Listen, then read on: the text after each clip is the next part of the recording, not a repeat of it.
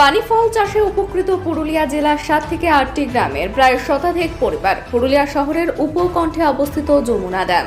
এই ড্যাম দীর্ঘদিন থেকে পরিত্যক্ত অবস্থায় পড়ে আছে। ড্যামের জল শাকসবজি চাষের পরিমাণ খুব কম, কিন্তু এই ড্যামের জলের উপর পানি ফল চাষ করে উপকৃত হচ্ছেন পুরুলিয়া শহর সংলগ্ন নডিহা, ডুবকিডি, সুরুলিয়া সহ একাধিক গ্রামের পানি ফল চাষিরা। কৃষকদের কাছ থেকে জানা যায়, সারা বছর ধরে এই পানি ফল চাষের ওপর লেগে থাকতে হয়। বছর শেষে আনুমানিক প্রতি বিঘা জলাশয়ে সব খরচ খরচা মিলিয়ে 20 থেকে 30 হাজার টাকা উপার্জন হয় বলে জানা যায়। চাষ করার পর এই পানি ফল বিক্রি করার জন্য পুরুলিয়া শহর ছাড়াও পুরুলিয়া জেলার সংলগ্ন প্রতিবেশী রাজ্য ঝাড়খণ্ড ও বিহারেও রপ্তানি করা হয়। কৃষক বলতে 50, 60, 70 তক পরিবার চাষ করে।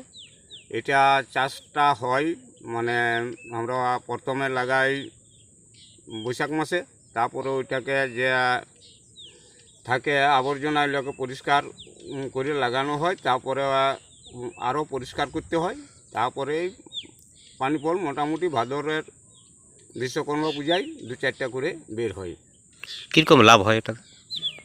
লাভ সমস্ত কিছু, এই যে কীটনাশক ওষুধ ওইখানে রাখা আছে, কীটনাশক ওষুধ প্লাস 2-4টা লোকজন নিয়ে আমাদের মোটামুটি 30-40 হাজার টাকা হয়। এতেই সংসার চলে?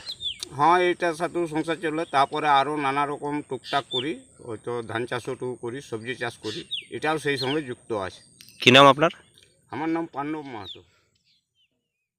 মোটামুটি আমাদের দিন ফলে মোটামুটি সংসারটা চলে, বছরে 30-40 হাজার টাকা। এই যে ফল যেটা তুলছেন সেটা আপনার? হ্যাঁ, এটা আমার বাবার থেকে আমিও করি চাষ। এটা আমি কখন তুলতে হয়? কাজ করে শুরু করেছো? এটা আমরা ভোর থেকে মোটামুটি 9টা 10টা তক তুলতে হয়। ঠান্ডা লাগলেও আমাদেরকে তুলতে হয়। একজনে কতটা তুলতে পারো? এক লোককে 1 কুইন্টাল তক তুলতে পারি, 10টা 11টা তো ঠান্ডা লাগলো ঠান্ডা পড়ি। কী নাম তোমার? কালীচরণ মাহাতো। কোথায় বাড়ি? ডুবকিডি।